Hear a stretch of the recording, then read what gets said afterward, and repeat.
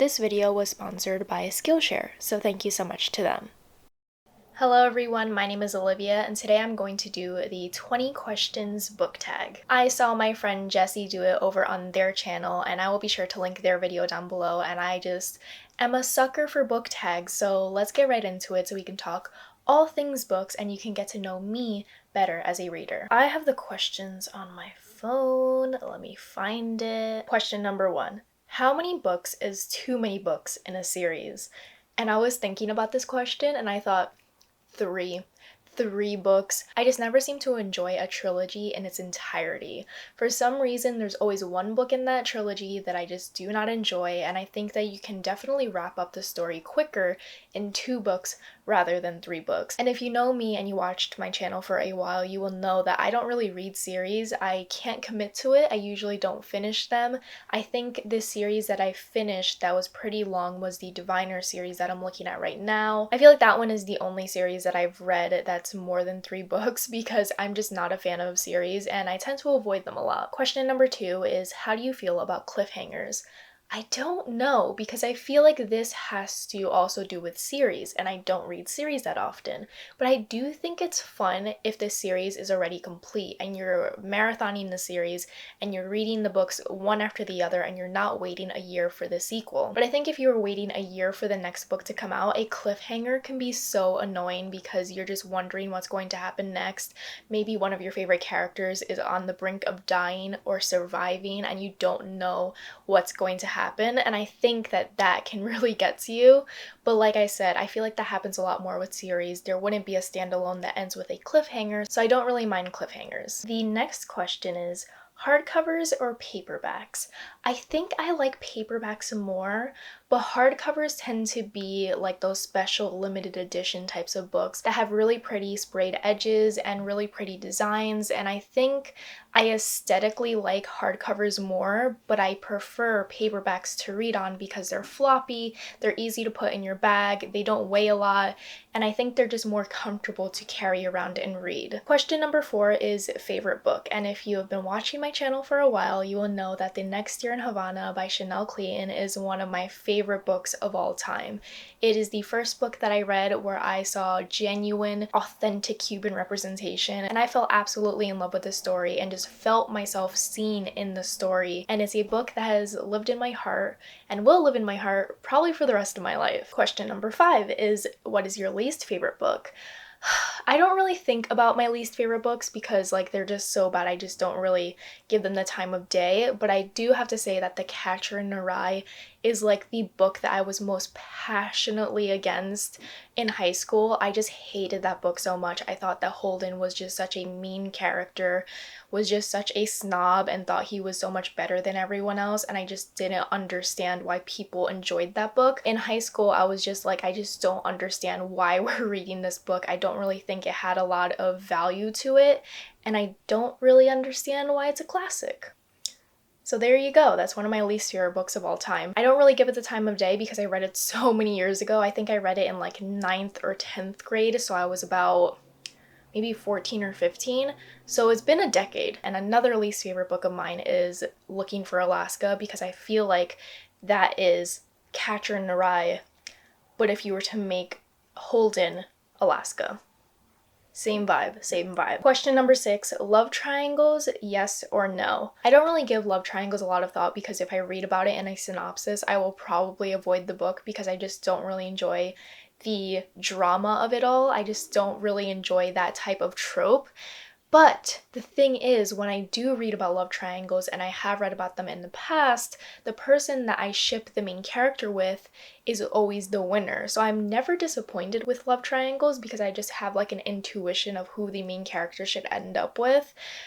But they're just annoying because like the flip-flopping back and forth, the angst, the drama, it's just too much for me. I just can't handle it. Question number 7. The most recent book that you just couldn't finish. Let me see. I don't know. It was Case Histories by Kate Atkinson.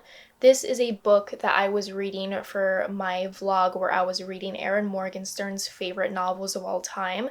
And I tried reading this novel and I just really did not enjoy it. I did not enjoy the writing style and I just did not want to spend my time on it, so I just DNF'd it and moved on with my life. What is a book that you're currently reading? And I am currently reading Counting Down with You. Counting Down with You is a YA romance that I'm just enjoying so much. I'm not that far into it. Question number 9 is, what is the last book that you recommended to someone? The last book that I recommended to everyone was on my Instagram stories earlier this morning, and it was One Last Stop by Casey McQuiston. I just finished it this morning and I really enjoyed it. It was such a wonderful new adult romance that I just fell absolutely in love with, and I recommended it to everyone on my Instagram because I always post about the books that I have read that week on a Friday to wrap up my week and tell my followers about what I am currently reading, what I finished reading, my thoughts on it. So I shared that onto my Instagram stories to recommend the book to everyone. Question number 10, what is the oldest book you've read? And I had to Google this because I had no idea when this book came out, but I'm pretty sure it's the oldest book that I've ever read. And it is Beowulf, and it apparently came out between 700 to 1000 AD.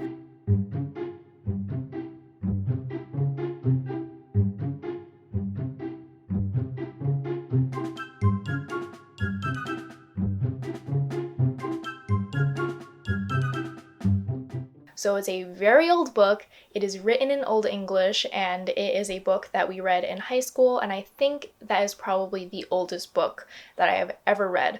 Or technically, isn't it a poem? Isn't it just a long poem? It's an Old English epic poem, but like it's bound into a book.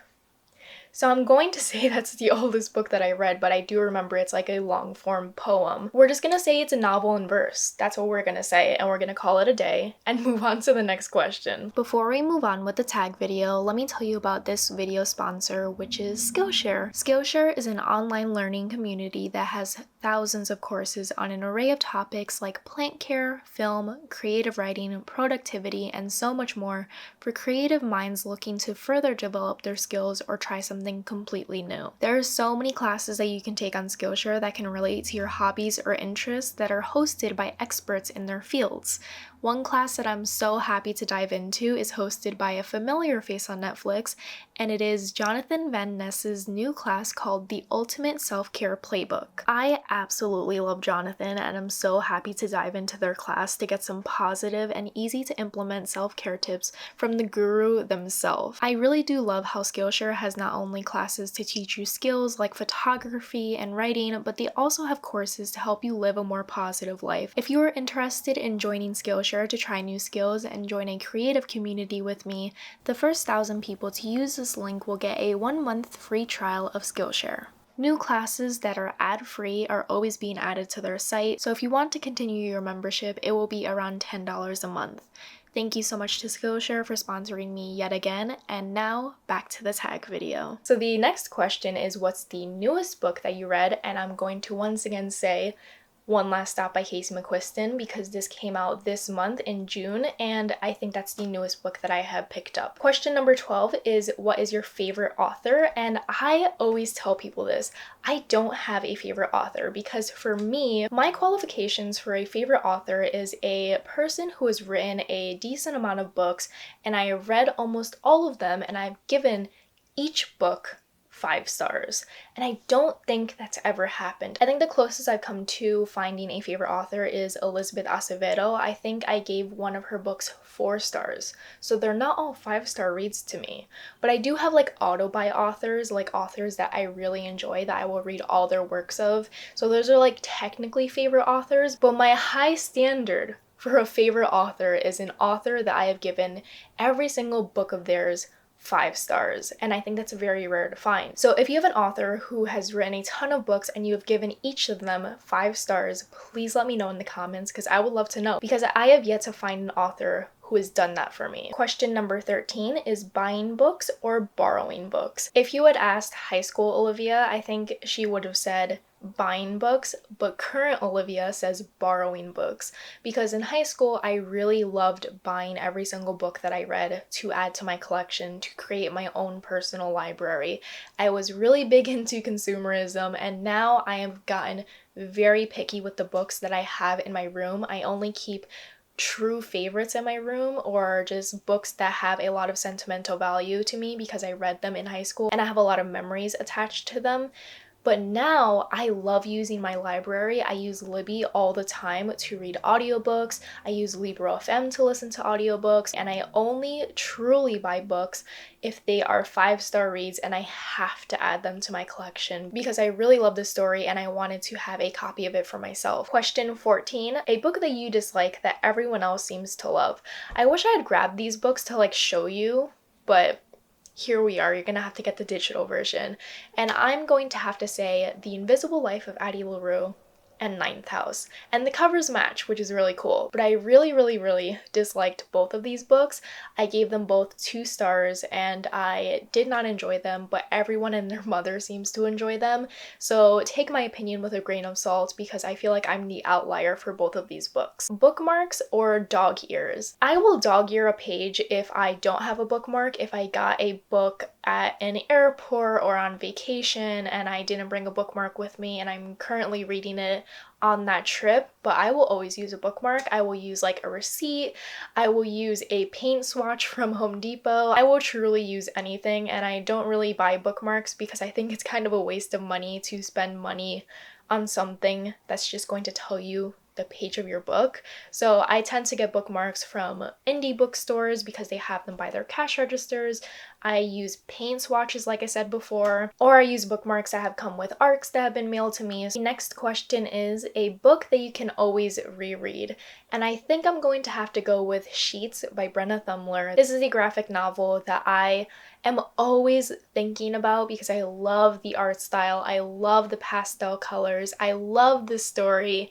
I think it is such a cute and melancholic read. It's one of my first graphic novels I have ever read, and I just love it so much and I always want to reread it, and I think I've reread it twice already now.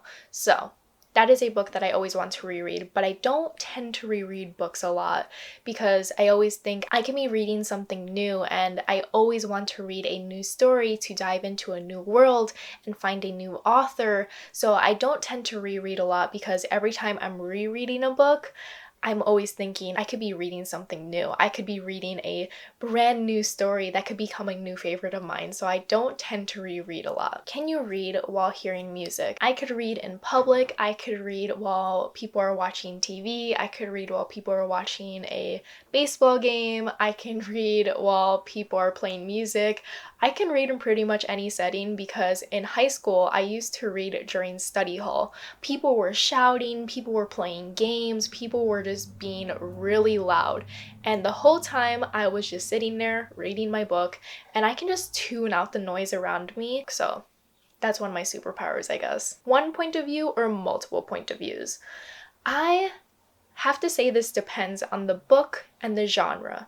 I think for romance, I like it to be one point of view because you just get to feel all the angst and you don't really know what the other person is feeling. And I think that hint of mystery is always really fun because you don't know if they like the main character as much as the main character likes them. But I think for fantasies and mysteries, I think it's fun to have multiple points of views because you get to get a full story. It's well-rounded. You get to see different sides of the conflict or the mystery, and I think that adds a lot of depth to the story, and it's better than seeing it just from one viewpoint. So I think it depends on the type of story. It depends on the author as well, because some authors are really good at doing multiple points of views and other authors are terrible at it because they don't have distinguished voices. So I think it all depends. Do you read a book in one sitting or over multiple days? I don't think I've read a book in one sitting in years. I do not have the attention span for that. I simply cannot anymore. And that's totally fine. I just am too scatterbrained. I get very distracted and I just cannot finish a book in one sitting anymore. I wish I could, but I truly cannot. Even if it's only 100 pages, I can't finish a book in one sitting because I get distracted by my phone, I get distracted by my family, and I just can't do it anymore. But if you asked high school me, she could have done that so easily. She used to read like 500 pages in one day, and I just cannot begin to imagine doing that right now because I just don't have the attention span for that anymore. And question number 20 is, who do I tag? I'm going to tag Allie from Allie with Books, Alexandria, Jenny from The Story Ain't Over, and Ashley from A Dash of Ash. I would love to hear their answers to all these questions, and I had such a fun time filming this video, and I hope you enjoyed it as well. If you want to connect with me anywhere else on social media, all my links will be down below, and if you have not subscribed to already, be sure to do so to see more videos from me in the future. If you have made it this far, let's do a fun emoji challenge, and let's leave a orange heart emoji in the comments to see who stays for the longest time in this video. Thank you so much for watching, and I hope you all have a wonderful day. Bye!